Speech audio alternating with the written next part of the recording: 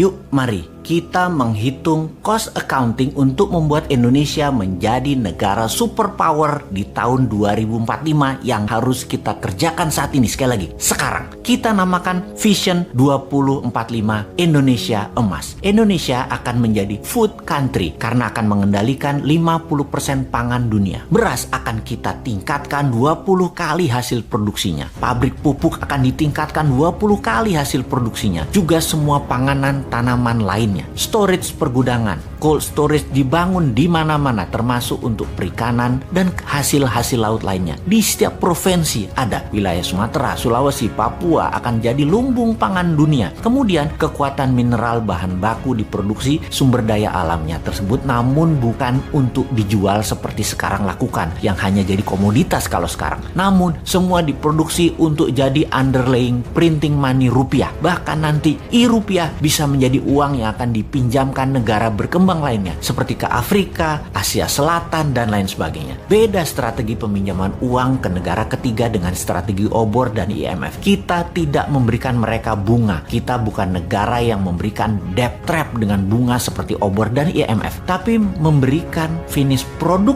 yang mereka buat untuk Indonesia dengan harga 20% lebih murah untuk produk dan bahan yang Indonesia tidak bisa produksi. Lebih elegan cara kita. Namanya juga New Mind. Lalu kita akan menguatkan kekuatan armada perang kita dengan 4 angkatan perang dengan kekuatan laut didahulukan. Armada laut dan transportasi laut Indonesia akan menjadi terkuat di dunia karena akan membangun kapal mulai dari kapal nelayan hingga kapal kargo, mother vessel hingga kapal perang. Kita akan kembalikan kekuatan kerajaan Sriwijaya dan Majapahit. Ditambah mata elang kekuatan pesawat udara jarak pendek di mana Indonesia akan memproduksi pesawatnya Pak Habibie. Lalu kekuatan Space Army dengan satelitnya ada di mana-mana. Lalu kita akan membangun infrastruktur jalanan, rel kereta api, pelabuhan kapal laut, terminal bus, dan truk kargo untuk mobilisasi produk dan manusia termasuk memproduksi kendaraannya. Lokal kontennya harus mendekati 100% semua proyek ini. Dan ada sebuah hal yang penting lagi, yaitu membangun 10 juta unit rumah yang semuanya nanti dicicil tanpa bunga kepada setiap peminat atau penghuninya. Dengan adanya 5G bahkan 6G, maka gerakan urbanisasi desa ke kota tidak diperlukan lagi. Orang malah banyak tinggal di desa, tinggal di daerah karena semua sarana terkoneksi dengan biaya telekomunikasi gratis. Untuk kesehatan bagaimana? Selain membangun sistem kesehatan yang masif seperti rumah sakit, puskesmas, posyandu yang gratis, maka menyiapkan sarana sehat menjadi wajib. Bukan hanya penyembuhan, imunitas ditinggikan warganya dengan vitamin, dengan juga dibangun banyak sarana olahraga publik. Taman kota dibangun, kompetisi hampir di semua cabang olahraga modern sampai tradisional. Di semua wilayah di setiap minggu ada kompetisi, juga ada pameran kebudayaan. Setiap minggu kegiatan keluarga akan penuh dengan kegiatan yang sehat dan kompetisi olahraga serta budaya yang semarak di mana-mana karena semua sarana gratis dan banyak. Untuk itu semua Indonesia memerlukan energi, dan energi listrik yang terbaik di Indonesia adalah energi bertenaga thorium, tenaga matahari, dan tenaga angin. Di mana listrik awal ini bisa menjadi sarana mencharge baterai untuk setiap kendaraan di Indonesia. Mobil listrik, motor listrik, bis listrik, truk listrik, kapal laut listrik, dan lain sebagainya.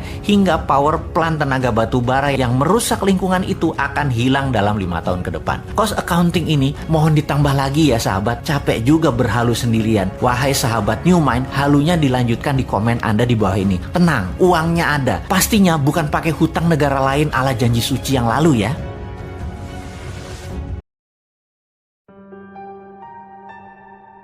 Dialog mengenai printing money memang banyak menimbulkan kontroversi, namun tetap harus kita perjuangkan. Yang seru adalah ada pejabat dan tim buzzer yang menganggap si Bosman ini menjebak pemerintah karena bisa seperti tahun 98 ketika dilakukan malah jadi hyperinflasi. Kita semua tahu bahwa menjadi pejabat di negara demokrasi harus siap ditantang dengan pemahaman yang lain, yang baru, yang mungkin lebih baik. Namun ketika ada yang mengatakan printing money, otaknya langsung ada kata inflasi dan mengatakan ini adalah adalah menjebak pemerintah menjadi negara hiperinflasi. Siapapun yang bicara seperti itu berulang-ulang, pasti orang ini nggak pernah belajar ilmu ekonomi. Nggak segoblok itu ide printing money menghasilkan hyperinflasi kayak Venezuela. Naif benar sih ngomong begitu. Semua ada dalilnya, semua ada bukti yang telah dilakukan dan berjalan dengan baik. Kita ingetin ya, pada saat sebelum Perang Dunia Kedua, yang mana untuk membiayai Perang Dunia Kedua waktu itu, JMK, ekonomi yang terkenal, saya nggak mau perpanjang nih kata-kata JMK, yang menjadi penghitung war cost atau cost accountingnya atas biaya perang, yang menjadi dasar Federal Reserve cetak uang,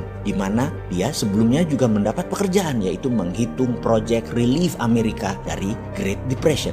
JMK menghitung pembangunan Amerika berbasis infrastruktur statis jalan bebas hambatan dari tahun 1933 ke 1936 dalam pemerintahan FDR, Franklin Roosevelt. Dengan formasi criss-cross Amerika, ada 11 dari timur barat, ada 13 dari utara selatan dengan ribuan anak jalanan. Juga berbarengan infrastruktur dinamis juga diberikan dana untuk membangun industri permesinan, yaitu kendaraan bermotor, membangun instalasi listrik, dan segala kebutuhan rumah tangga. Dana tersebut dari mana? Cetak uang berbasis proyek yang bernama New Deal.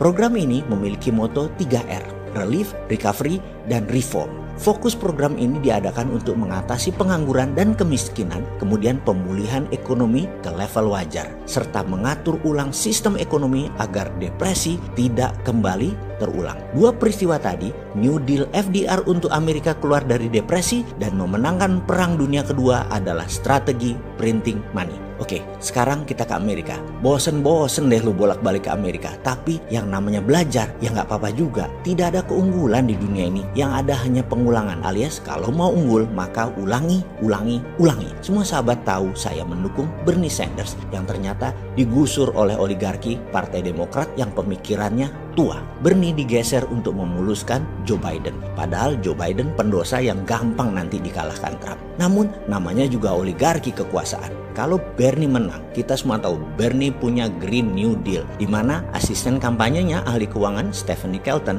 jadi JMK-nya FDR New Deal versi sekarang. Bernie kalau jadi presiden Amerika, maka dia akan punya musuh bukan China, bukan dunia Islam, bukan Timur Tengah, tapi dia memutuskan musuh utamanya adalah masalah lingkungan hidup. Dia anti fossil oil, dia anti nuklir uranium, dia anti batu bara dan sangat mendukung perbaikan alam. Dia mendukung baterai dan energi terbarukan. Dia akan perang dan akan printing money per tahun 3.000 billion atau 3 triliun dolar untuk perang memperbaiki lingkungan hidup. Ini seru kalau Bernie menang, tapi dunia farmasinya Partai Demokrat, dunia militeri kompleknya Republikan bubrah. Bernie hanya perang di dua front. Satu, lingkungan hidup. Dua, komunis. Komunis itu musuh abadi demokrasi, dan lingkungan hidup musuh perusahaan minyak, gas, batu bara, dan nuklir uranium, dan hal-hal yang mengurangi oksigen karena penebangan pohon dan lain sebagainya. Ini beda dengan Trump. Ini beda dengan agenda Partai Demokratnya Biden, Obama, dan Clinton. Singkat cerita, Bernie disingkirkan. Kini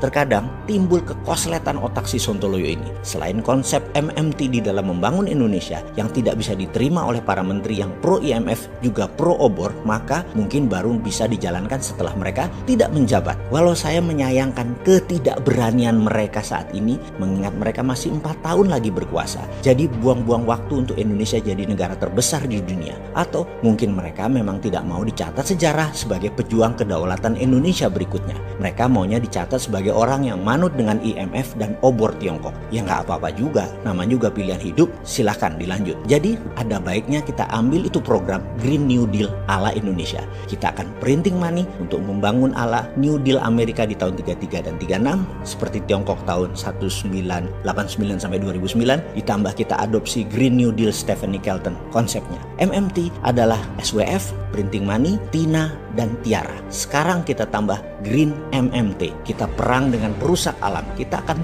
pimpin dunia untuk lingkungan hidup atau pro-life strategi. Ini pasti ditentang globalis cabal yang anti-life, tidak pro-life. Cabalis mendukung nuklir uranium, fosil oil, batu bara, dan merusak lingkungan lainnya, termasuk perang bedil-bedilan. Mereka dukung itu. Indonesia harus ambil kendali. Saya ragu yang sekarang punya biji, tapi biarlah mereka mengerjakan apa yang mereka tahu dan apa yang mereka mau. Kita kerjakan apa yang bisa kita kerjakan untuk membuktikan konsep kita ini berjalan dengan baik. Jadi kembali ke printing money. Masih bilang inflasi, tak tutup endasmu.